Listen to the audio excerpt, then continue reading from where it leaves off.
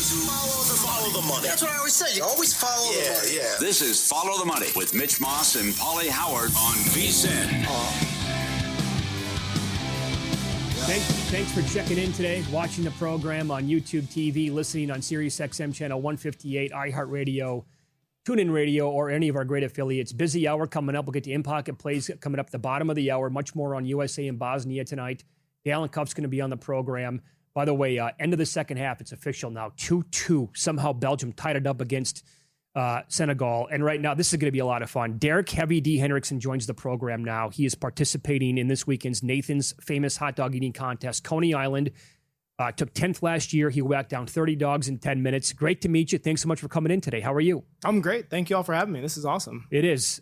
Were you watching the soccer match, by the way? Because you were just going nuts here a minute ago. I was. I walked in. I'm like, wow, 2-0. There's going to be an upset. And then all of a sudden it was like, whoa, they're coming back. 89th minute. I mean, great hard-hitting action. It really is. So 30 last year. Correct. What's the goal this year? And where are you at right now when you practice eating hot dogs? So the goal is always a PR. My personal best is 33 and a half in 10 minutes. I did that a couple years ago out at a qualifier in the Oakland area, Pleasanton State Fair. What's up?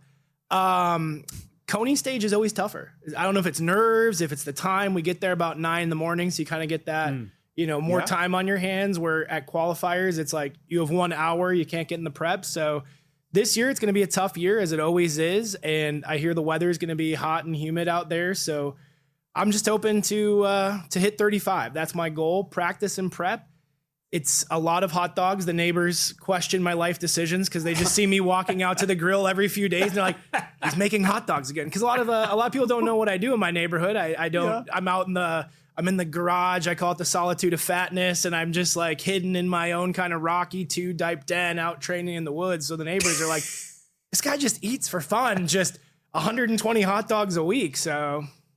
Oh, that is terrific. Yeah, we had Mickey Sudo on, and her husband's a professional eater. Yeah. And she goes, we just show up to Costco, and it's all hot dogs and buns. And we just buy it in bulk, and people are looking at us. But how do you feel afterwards? How long does it take to feel normal then? I mean, I don't think I've ever felt normal a day in my life. I think my mom would preach to that, but it does take a couple of days. Every food is a little bit different. Thankfully, I'm built for hot dogs. I don't know if it's the Midwesterner in me, but like maybe a day or two. Like you're sluggish, but I get a couple of Wisconsin waters in me, and I start to feel better. A couple of naps. The big thing is Diet Coke and naps for me. Like any athlete, you got your own kind of personal recovery. Yeah, LeBron does the legs and the knee ice. I'm like an ice cold Miller Lite, 65 degrees in the hotel room, and a good 3-hour nap. Okay. What's giving you the most problems? What's difficult? Oh, I mean, tamales is always difficult for me. Anything where I'm out in the heat, that's why tamales is also hard. In essence, they're all kind of hard in their own thing, because every food, although it's like, you ate 8 pounds of this, you ate 8 pounds of that, each one is so different. Like macaroni and cheese, I've done 10 pounds in 20 minutes. I couldn't do 10 pounds of donuts in 10 minutes. Just too much chewing, too much sugar, how it reacts. So yeah. So when did you know that this might be a thing? At what age? And you're just like sitting down to dinner one night, I'm like, I'm pretty fast at this. So I've been big all my life. That's why you get the nickname Heavy D. I was up to 315 pounds at one point in my life. Was a little bit of the blind side action, and shout out to the offensive linemen. So I always had that kind of gift and that skill set, if you would, of being a bigger person. And then I went on a trip with my buddy.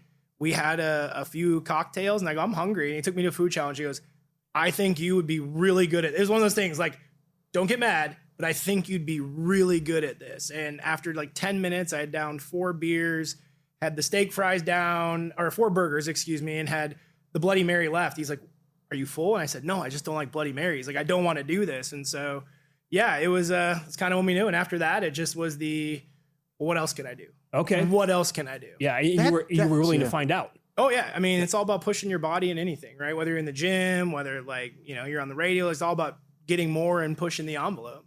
I would think that's the standard answer for how most people get into it, isn't it? It's like it's a challenge, or someone offers you money. How many cheeseburgers can you eat? 100%. Okay. 100%. I would get there. Absolutely. Yeah. No, so it's always financial. It always helps, but it's always that good old-fashioned peer pressure. The buddies egging it on. Now, did you bet on yourself today at DraftKings? Were you responsible for this move? I did not. I'm telling you right now, we're talking to Derek Heavy D. Hendrickson, who's going to be at the Nathan's Hot Dog Eating Contest, Coney Island this weekend. You were 200-1 this morning. Okay. You are currently 150-1. Somebody plunked down some change on you here. I have no clue who that is. I did not. That's not me. I have no clue. That's funny. That's a huge line, though. That's pretty cool to hear, though, isn't it? It is cool. I will be honest. It's always, I think it's like the other athletes who are in the more, conventional sports. And I will say it is a sport. I will tackle that one here where people ask, is it a sport or not? I do think it's a sport, but it's always cool to see that. That's interesting. So the total this year for Joey Chestnut at DK is set at 70.5. That's a good line. It's probably accurate. That's a good line. Not worth a bet. I don't know. It's to me, it's always the weather. The weather plays. We had a couple years where we had a rain out almost. I don't know if you remember that a couple years ago. Right. It just throws off the motion.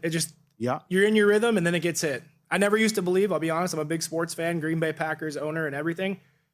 Never believed in that whole, they got to fly to the East Coast thing until I had to do it. And then, karma humbled me very much of like, man, I'm waking up to train at 5 a.m. the day of Nathan's at home. Like it's 3 a.m. in Vegas and I'm up, heating up water to take to to Coney Island with me. Okay. By the way, this is awesome from DK. They have a winner without Joey Chestnut market.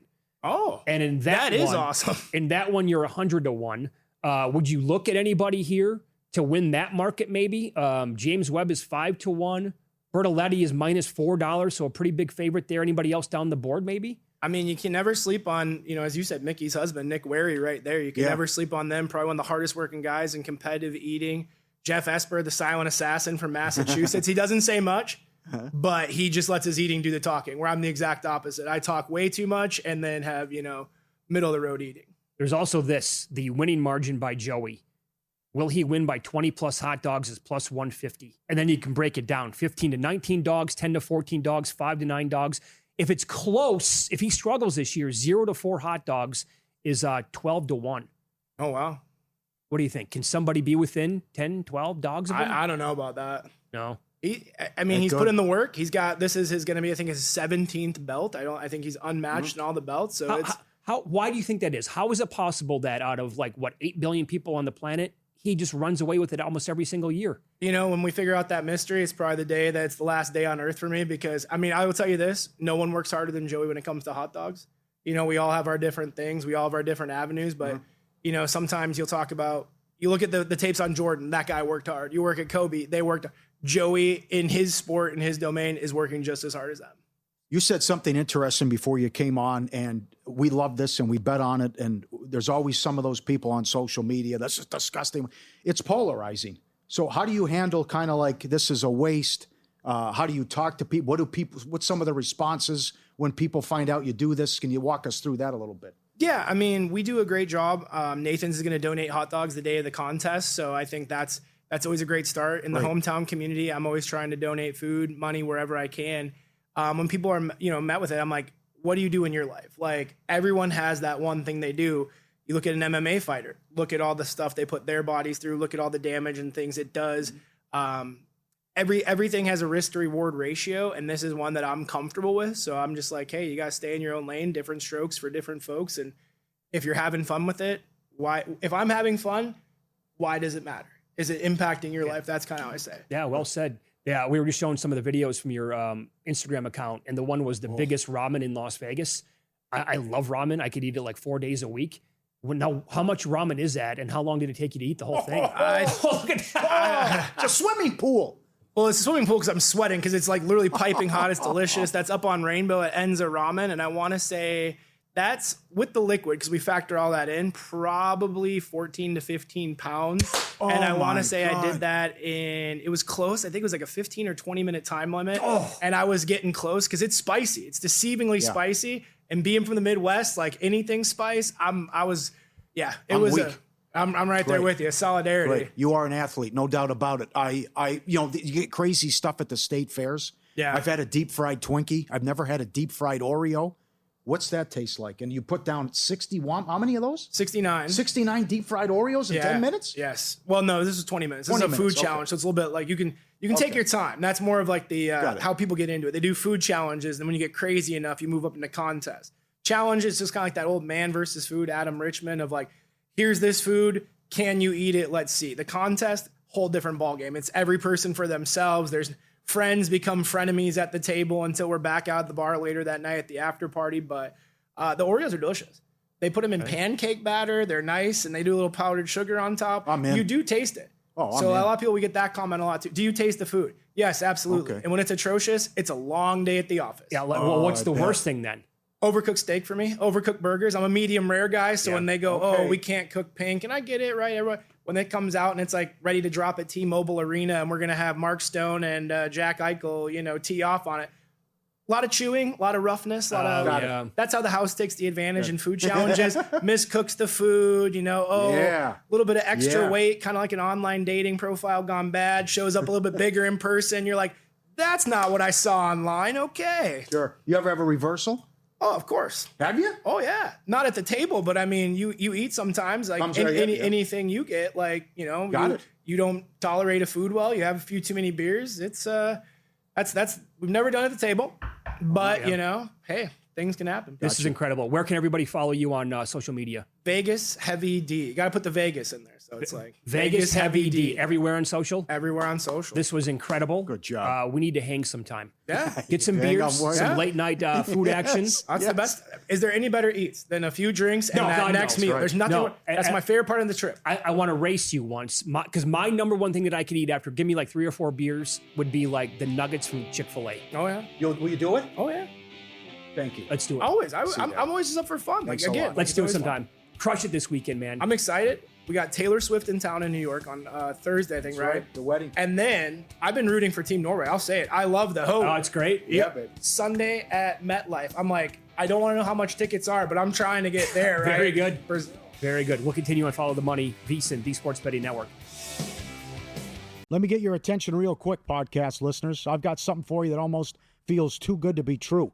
First, credit where credit's due. If you're listening to this podcast, you're already leveling up your betting game. You're riding along with our best bets and top angles. And when there's a good game on, you're getting involved with a few props and alt markets as well. There's one more layer if you really want to step things up, and that's VSiN Pro. I've mentioned it before, but things are only getting better for our pro subscribers. We just rolled out our MLB prop projections, breaking down some of the best edges across strikeouts, hits, home runs, and more. And that's on top of everything else pro subscribers already get, including public betting splits, expert picks, and betting guides across the sports calendar.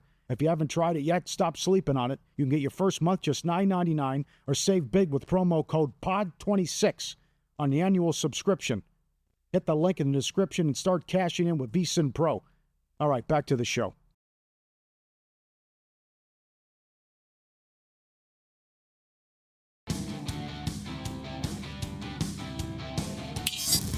This is Follow the Money on VSiN.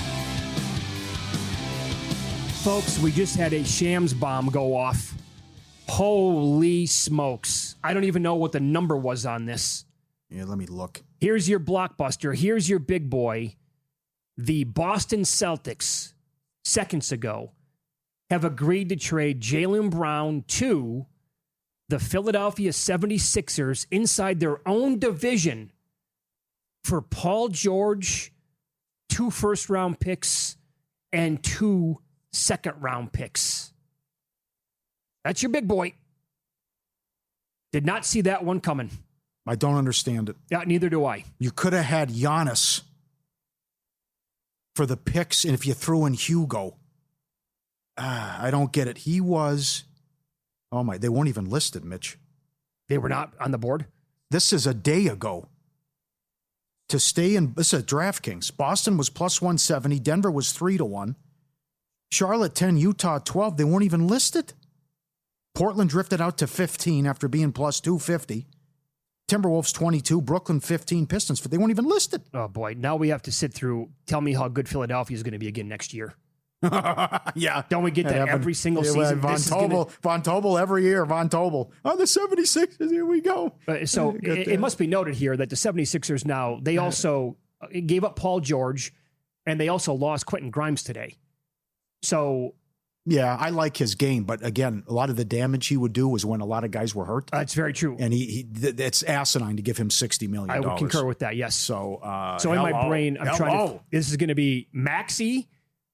There's your big three. Okay, who's the first person that's going to say that if they haven't already. I'm doing it in a joking manner. They did it with the Lakers Of today. course they did. Here's their Somebody big will three. do this and be completely serious about it. Their big three now. They got their big three guys coming up with Maxey, Jaylen Brown, and also Joel Embiid. You know, Paul George had a good run in the playoffs. They did. He was excellent in that Boston series, and then disappeared at the back end of the Knicks series. But yeah, he doesn't have much left, though. And that is a poor return. 2 1s, 2 2s? What the hell? Look what Utah got for Walker Kessler. I really was hoping that Utah would be active for Jaylen Brown. Yeah, I know. Look at that. Look at the differences in the hall. Yeah. But Yep. Brian Geltzeier had a terrific answer earlier about some of the stuff on Twitch and other stuff, and his value was low because they know they wanted to get rid of him, and I just don't understand it. Why you could have had Giannis for Hugo, Shireman, and the picks? Well, I don't get it. no, Paul, now who do you want to bet in the Eastern Conference before these numbers? I'm sure they've been moving right now. There's absolutely no way, no how. Paul George is hurt all the time, too.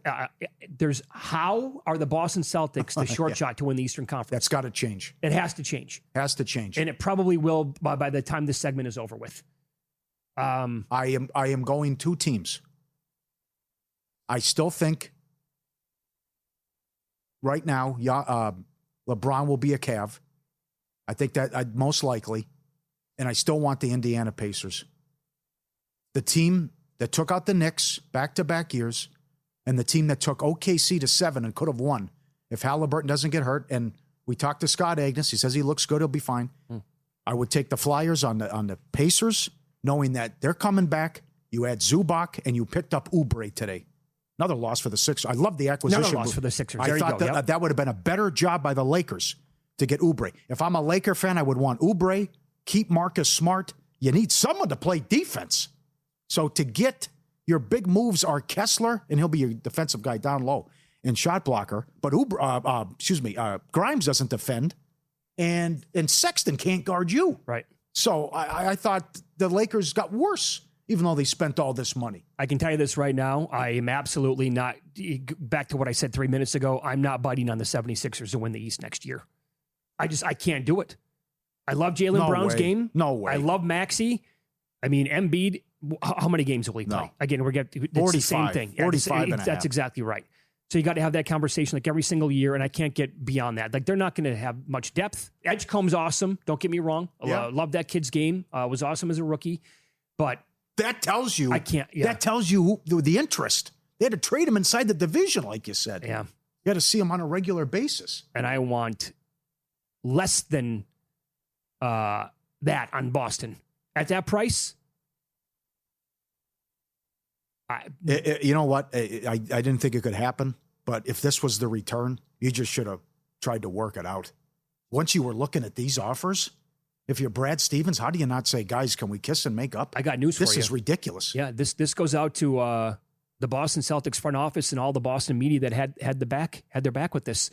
You need to see a massive improvement from Hugo Gonzalez and Shireman next year. Yes. You have to. Yeah, they better be good. And if that doesn't happen, my goodness, said they absolutely whiff and freak out by saying, now we can't. No, Giannis, for those two guys, not going to do it. I will say this. They just came off a record year, and what they did ratings-wise, the offseason is always the nuts with this sport. Oh, it's great. As long as I can remember. So we have halftime of extra time now. Think of the moves. Still 2 apiece in that game. Yep, sorry. Think of the moves here and the big landscape and everything, right? Kawhi moves. LeBron's out. Giannis gets traded. Brown traded. And it's always like this. More trades coming. It's super fast. It was free agency trade. Yes, right. So I know what you're saying about LeBron. I cannot get past the part that Draymond Green opted out of his extension of $27.7 million to help out Golden State. That's still, I need to kind of see it to believe that he's going to go somewhere else. Was that to tell, though? I thought Windhorst had a good rant on that. Golden State's the only team acting like they have information. That would be the Green opt-out. That's correct. That would be, yes. And that's why I think he'll end up there. Oh, okay. Unless he decides, look, I got to close. I hope not. I got to close the book I think that's ridiculous. And make it Cleveland. They're not better than the Lakers. Final chapter. Even if he goes there, they're not better than the Lakers last year. Last year's Lakers. Oh, last year's Lakers. They're Okay, not better. Yeah. So you can't say I want to go to a place I'm going to win. You just ran through the league in February and March. Well, let me ask you this. Till everyone got hurt. So we learned yesterday that the Lakers wanted LeBron back, but he said, no, I'm good. I'm going to go somewhere else. Do you think part of LeBron potentially going to Golden State would be like him wanting to stick it to the Lakers? I don't believe those reports. Number one, they couldn't get a hold of him, but also there's a report that they were going to say, his camp was going to say, if we're going to take a pay cut, show us what you're going to do. What's the game plan? If Pelinka's game plan was this, I understand him saying, I'm out of here. Well, I think they probably could not get a hold of him for a fair. reason. Your original question again, your point now, what was it? I would think that maybe he wants to go to Golden State to play him 4 times a year and stick it to LA. Okay. I wonder if he's got that in him. Well, close to home too with the family. But I just think with the storybook ending, put a bow on it. 1 year, 2 more years, Cleveland retire. This was also interesting. According to people close to him and with the Lakers, he loved the response that Cleveland fans gave his son when they played there. And that isn't lost on him. Okay. So do with that what you want to. But they're always going to love him. They'll welcome him with open arms. And I think it'd be great for the league. That's the best way to go about it. I don't like anything about this Golden State. The Miami thing is, it's interesting, but I'd rather, if it's now that he's gone, it's official, I'd rather say it's got to be Cleveland. I think I know who the teams in the East where this trade, again, if you're just tuning in right now, Shams with a tweet 7 minutes ago that the Sixers have traded for Jaylen Brown. They gave up Paul George 2 firsts and 2 seconds. The Knicks got to be loving life even more. And I actually think the power rating on Toronto goes up now, even a little bit more, based on this specific move. Yeah. Knicks have to make a move, though, now. You lost Robinson and the other guy. Tough with his problem with his last name. Well, could they get Ayton? Maybe that could be a possibility or something, but they still have to get some depth and some help here now. That was a big move. That was a good move. The Celtics got Mitchell Robinson. Yeah, but they gave him way too much money. Well, okay. Yeah. But getting Robinson away from the Knicks was a good move. Yeah, we did learn today, by the way, for the record, that the Spurs are out on LeBron. And they added Tobias Harris. 2 years, $31 million for him. He has made $330 million in his career. Solid in the playoffs, though. Got to see what Detroit's going to do. There was a report they were going to just flat out cut Duncan Robinson. I know. And apparently that was erroneous, but that's... more moves are coming. Maybe could LeBron end up in Miami again? Le Batard was talking about that on his show. Like, there is a move here that they want to make it happen next year, specifically next year with Giannis. Does that work? Giannis, LeBron, and Bam? That's not a good fit. I don't think so. Curry and LeBron makes a lot of basketball sense. Oh, sure it does. I think LeBron and Joker makes a ton of sense. I'm on board with that too. But you also, it's kind of funny, you're going to come out and say, I want to go compete for a championship, and you're going to team up with James Harden? I mean, it's I know it's a part of the roster and how strong the roster is, but that strikes me as funny. All right, follow the money. I don't even I like on prediction markets. I didn't even see what the Sixers were. Didn't even see them. Must have been like 1%. Still to come, Dalen Cupp's going to join the program. We'll get his thoughts on USA and Bosnia coming up in about an hour and a half. Up next, our in-pocket plays on Follow the Money. It's VSiN, the Sports Betting Network.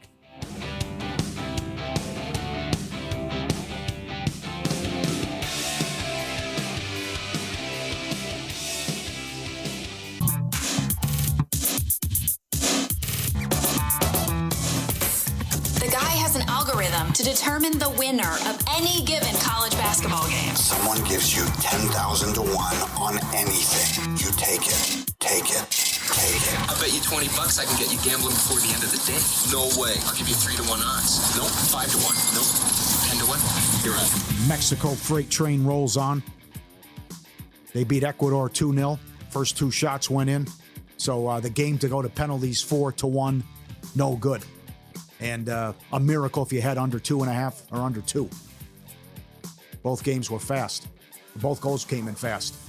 So we are 7 minutes away from going to penalties. In the 70th minute, down 2-0, Belgium was 11-1 to qualify. They were down 2-0 in the 85th minute.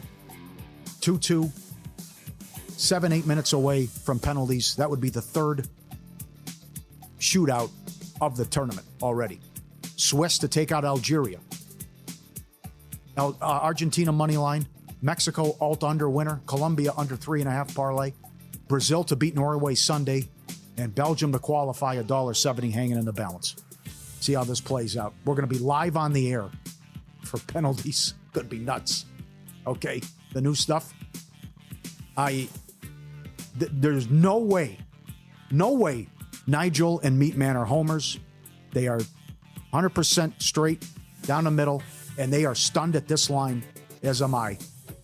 Mexico with a home match. Mexico, England on Sunday. Mexico to qualify plus 125. Mexico plus a half goal minus 150. They haven't allowed a goal yet in the tournament. And England was fortunate not to lose to Ghana and to survive Congo. And this is a good market. And check it out. A lot of places have it. I'm going to go Colombia to lose in the World Cup final. 18-1. So I don't think they can beat France. So they get by Argentina. Correct. And then they get by the upper right, which could be Brazil, someone like that. Mexico, right. Lose to France, how I see it. Well, I guess it could be Spain, too. But could be USA. Yeah. What are you talking Fingers about? crossed. Yeah, oh, brother. Fun poison, as always. You got it. Good luck. You got it. No goal scorer. And not even a sweat last night. The crowd pop in Mexico, there's nothing like it in the World Cup. Yep. The fans are just having the times of their lives. And so that was a loser in that match last night. Pending new stuff that we have here in pocket. Morocco with a win over Canada will cash at plus 330 to get to the quarters. Colombia to reach the quarters minus 110. The three teams that I have for the most wins in July: Brewers, Rays, and Giants. And a couple of bets that we've added tonight. Phillies minus 135 against the Pirates. Got to do it. Wheeler's been awesome. Got to do it. He's been with Philadelphia since 2020. He's had one off year at home the entire time. Every other year, absolute nails, like sub-3 ERA, much better than that in some seasons. 4-0 in June with a 1.71. Pirates have lost the last 8 starts by Skeens. Yeah, and Skeens has not exactly been great. 0-5 with a 4.44. So give me Philadelphia, and I bet you can find this right now, plus 105. Both teams to score tonight, USA and Bosnia, plus 105 in that match. Oh, I hope not. Keep them off the board. $30 million in guaranteed prizes. Nope. Wrong one. You're rooting against me. No, I'm not. Per usual. Get out of here. God Country Corps. 4th of July, bringing back something we rarely do. Multi-year VSiN Pro subscription. 1 week only. Get 2 full years of VSiN Pro, just $2.99. Access through July 2028. That's almost like the Bobby Bonilla deal, how long this thing goes. 70% off the regular monthly price. VSiN.com/subscribe. Lock it in. 2 years of VSiN Pro. Access to everything we do. Best bets, betting guides, NFL season betting guide that dropped last week. The splits, the AI-powered props. VSiN.com/subscribe. Lock it in. So how good was Derek Heavy D. Hendrickson earlier this hour? I mean, so good on the Nathan's Hot Dog contest. By the way, good observation by him. I am, for the first time, I think in several years, I found this shirt today. I was like, you know what? I think I'm going to wear that for Derek. It is like my July 4th shirt that I have, and it's a food shirt. Okay. Where it's like hot dogs, hamburgers, like soda. And he's like, hey, that's apropos. I'm like, hey, good eye by you. I think that would be how... almost a goal by Belgium. At the post. How'd you miss it? Oh, man. 117th minute here, Paulie. I can't describe to you how much fun that night could be if we go out with him. Yes. Couple of soda, couple of pops, I should say. That's your number one item then, like Chick-fil-A nuggets, right? That I can eat fast. Put like a six-pack down and let's go. Can I go toe-to-toe with the champ? I just want to have a number. Like I'll throw him a number. Yeah, I'm like, right. like Derek, you could probably whack down 300. I think I can get to 75. And it'd just be fun to go out and give it a shot. Right. Now, he also said something interesting off air. It was excellent. Like the looks he gets when he's at airport security. Because he needs hot water with his hot dogs, how to eat them.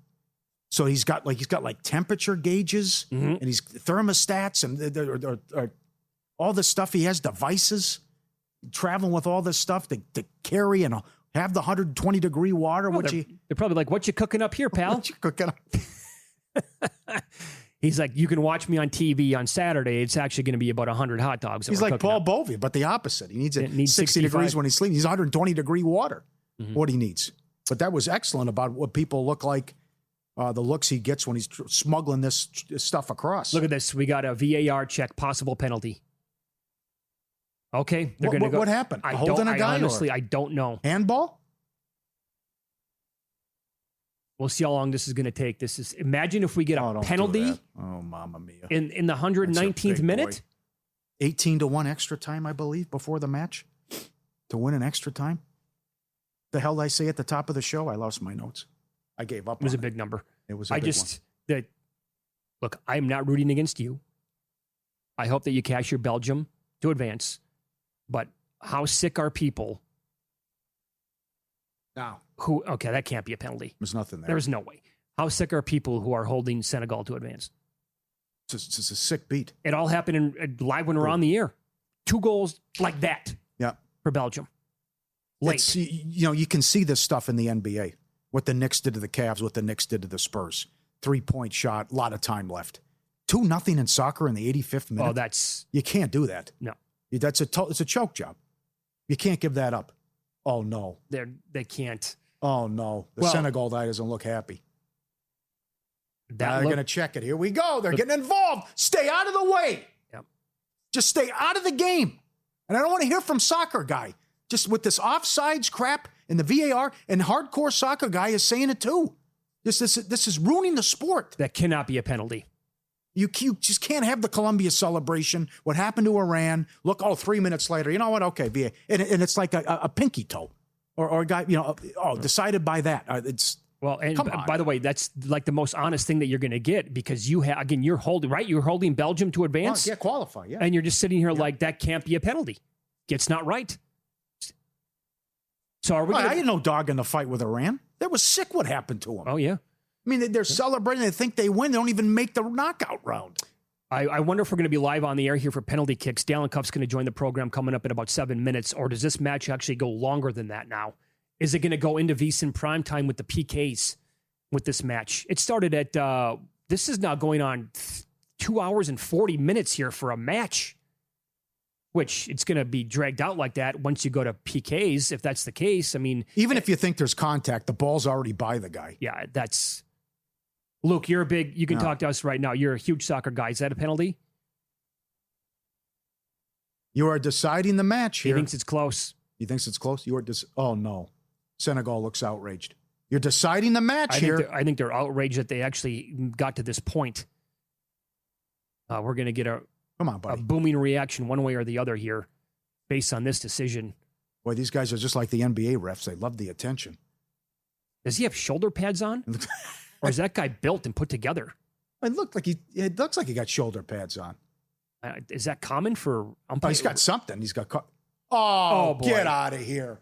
It's a penalty. Belgium for the win. Oh, outrageous.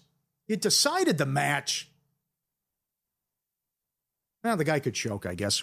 We've watched this Mickey Mouse. It doesn't matter. It's absolutely sick. Now you can go home like that. I know. Oh, this is an all-time bad beat on Senegal to go down like this. And by the way, you also need to go to penalties because you have that prop bet. I don't want to hear. Yeah, I don't want to hear about the. I don't want to hear about the NBA ever again. How they are deciding matches like this in the World Cup to get to the knockout, to advance all this by an eye in the sky with the VAR. By the way, they subbed De Bruyne, so he can't come out for PKs anyway. De Bruyne is not eligible? No, because they subbed him out. We got tweets on that. Oh boy, I was wondering why he was on the bench. There was still a lot of time left too. No, plenty of time. That is. Well, you still got to make it. Yeah, I know. You still got to make it. I can't believe it came to this, man. No. If you go back, when was that? I think it was almost an hour ago when it was 2-0 Senegal to get to this. Oh, they're already. They're poor Senegal. I think he's hurt. He's faking. He's flopping. Dalen Cuff on the program, his reaction to this and how he envisions USA and Bosnia going tonight, coming up on Follow the Money. It's VSiN, the Sports Betting Network.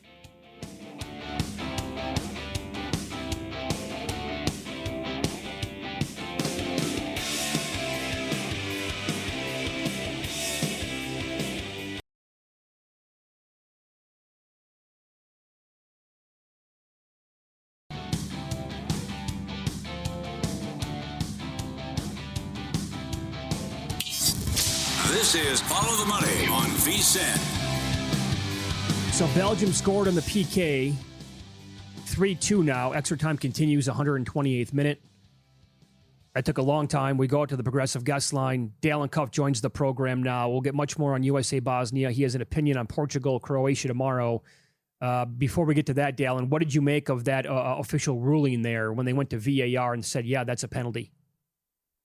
I mean, guys, we've only seen it maybe once in this tournament where a ref was suggested by the VAR. Remember the process. Like, he didn't call it on the field. The video assistant review says, you need to go look at this. He goes over and looks at it.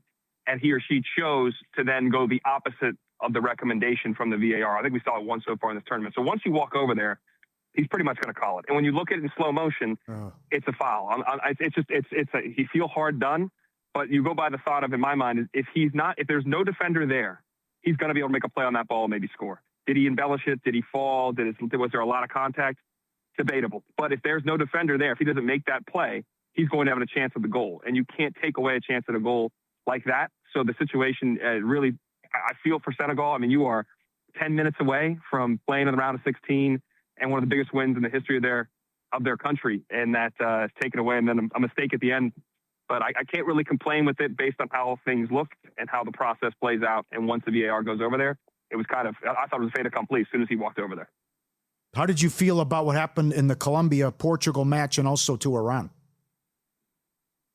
Well, the Iran, I mean, first of all, with Iran, it's unfortunate, but Algeria and Austria, you got to play the game. I didn't love how that was going down, but it was a chaotic ending, to say the least. With Colombia, again, I think they're a little hard done. Their team, though, they're still going through. They're in a good situation. They're playing in a bracket that I think they're going to give, if they can get there, they might give Argentina a little problem. They've looked really good throughout the course of this tournament. I think Iran is just unfortunate, their situation and where they found themselves. But I think that's one thing we have to look at, guys. When you're talking about the group stage play, you do have 3 matches, and we can boil it down to the end. We can look at some calls.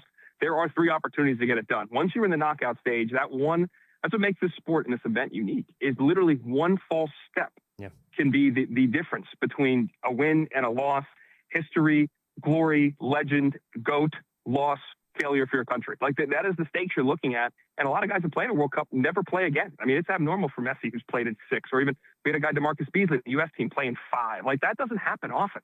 So you got this one shot. That's what makes these things such high leverage situations. Yeah, shot on goal there by Senegal, but a nice save by the keeper for Belgium. 130th minute now. 3-2 Belgium score there. Okay, so USA and Bosnia tonight. How do you envision this match going for both sides, and is there a bet to be made? Yeah, I'm weirdly optimistic, which is not good. But I do think the under's still to play, guys. Yesterday it was even money. Now it's plus 135. I saw this morning, now down to 120. I think public money is moving this a lot. I mean, Americans want to bet on the over. They want us to score a lot of goals. I would love to see us score a lot of goals.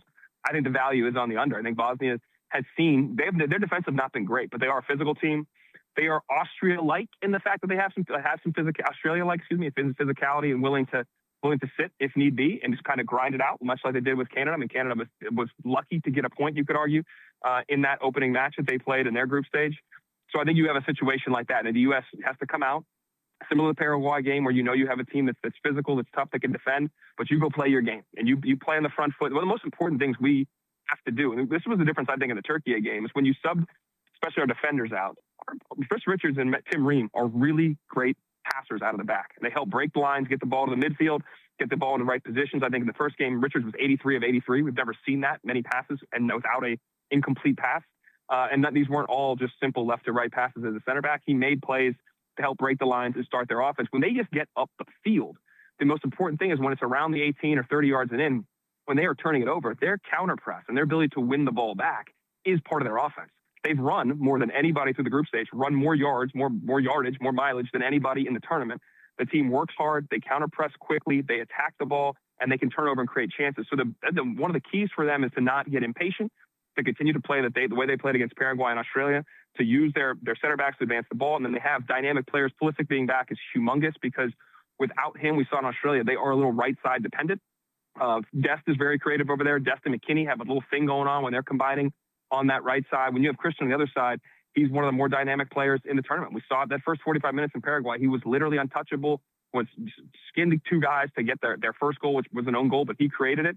So him being back healthy on that left side is huge for their offense. The middle with McKinney and Adams have been great.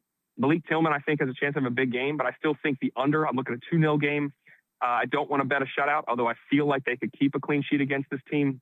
That's around even money as well. To win in a shutout, you get a little bit more value on that. But I think we're looking at a 1-0 or 2-0 game where it could be. It's going to be tight. These guys, we've seen with all these games, guys. These are not been blowouts, and the margin between even the teams we think are really good and the underdogs have been very, very tight. And we've seen so many upsets already, or at least in that 90 minutes, getting that to extra time. If you're taking double the chance on some of these teams, which we can get to that with Croatia and Portugal and others, tie or draw in 90, we're seeing value there by the underdogs competing and battling and finding a way to get this thing into extra time and hold the fort, if you will. Well, how do you feel about that match coming up that you teased in Croatia and Portugal? I just think Portugal's underwhelmed, guys. I really do. I like them a lot. I told you guys before we started the tournament, I like double the chance to win it. Portugal on one side, I thought they would win their group and be on the bottom right with Argentina's bracket. And I like their chances. I thought they would go away from Ronaldo. I thought Ronaldo would be used as an off-the-bench guy to come in when they needed certain moments. He was there to help. I did not think he would be the striker leading the line. I was wrong. And it has been a problem, to say the least. Like, you can give me a Uzbekistan game and he can yell, "I'm back." Bro, you're not back. They have been ineffective. They've been better with subs that come off the bench, and they come off the bench and affect this team. Rafael Leao, I want to see Gonzalo Ramos get more minutes. That doesn't happen. So my point is, Croatia, they didn't play well against England. They had 4-2. But this Croatian team, they will fight. They went down twice, pegged England back twice to level the game and lose. And they win their next 2 games and find themselves in a position to get into the knockout round. This team is still led by Luka Modric, Ivan Perisic, these guys that played in a World Cup final 8 years ago. They just do not quit. They do not give up. And if you look at them, again, double the chance, you're getting them around even money, plus 105 to draw or win in 90. I think they are going to be in this game. I think it's going to be very, very tight.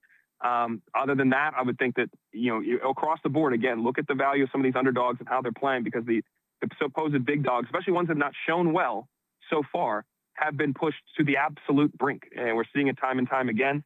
On that note, I think England and Mexico, guys, that round of 16 game, Mexico is a live dog.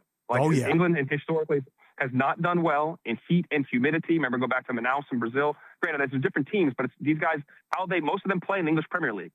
The conditions there are significantly different than playing at 7,000 plus feet. You're going to be in Azteca. It is smog. It is hot. And that crowd, they stand outside your hotel the night before and make sure you don't sleep. And they are on you, and the team has been on you. After that first game, their first performance was not good. The crowd was booing about 60 minutes in. Since that first game, they've been very good. South Korea on. They've been very good. They dominated last night. Just ran Ecuador off the field.